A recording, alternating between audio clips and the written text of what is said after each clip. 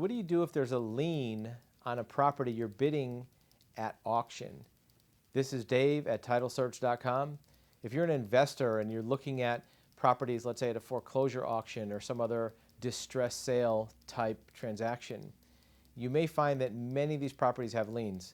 Look, it's kind of obvious to reason that if a property has been through foreclosure, that the prior owner or the borrower may have other financial problems. If they're being foreclosed, they might have tax liens, they might have child support liens, they may have other delinquencies. In fact, it's more likely because if they didn't pay their mortgage, they probably stopped paying other things first. People stop paying their mortgage last. They pay their mortgage up until the last minute because they want to have a roof over their head. They may not care too much about their car payment or their credit card payment, but their house payment is very important. So you may have these other liens that accrue on a property prior to the foreclosure. Knowing about those is an important part of the due diligence in looking at a foreclosure property, but finding a property with no liens on it is going to be very difficult. So what do you do about those liens? Well, the obvious way is to factor them into the price. If the property is worth $500,000 and there's $50,000 worth of liens, then you would only bid, let's say, $450,000. However, if you're financing the property and you're getting a mortgage, it's easy to get a mortgage for the property itself, but when it comes time to pay a $20,000 lien, you may not be able to borrow that money, so you may have to come cash out of pocket, which for most investors is not a desirable way to use your cash. A trick that many of our investor clients use is lien mitigation. And here's how it works. If prior to bidding at that auction, you list out all the liens that show up on your certified title search and make sure you have all the liens.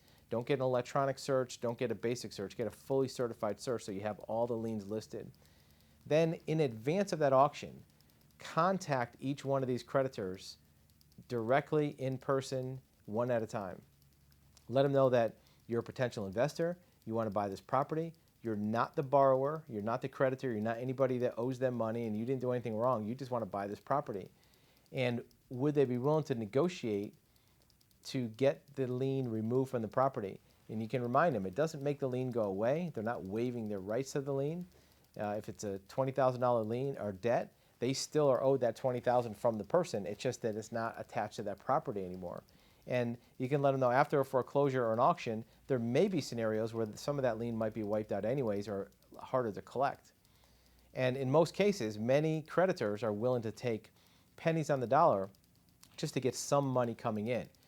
It's notorious for the federal government to take less money for liens that are owed to them. A federal tax lien, let's say for $50,000, we have had clients who have reported paying hundreds of dollars, $500 or $600 or $700, to erase a $50,000 or $60,000 tax lien so it can be done. So once you have that in advance, you don't have to pay the money right away. You just get a commitment from them to take that much money, and they'll give it to you in writing.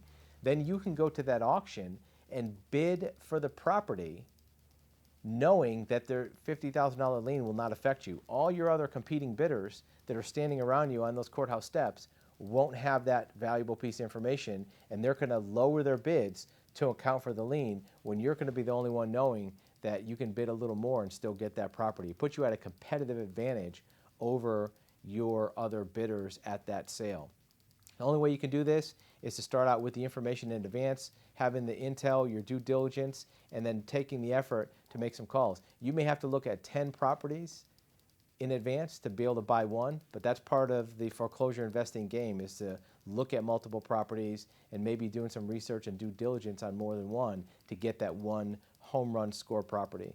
If you have questions about running a title search on real estate, you can reach us at our website at TitleSearch.com.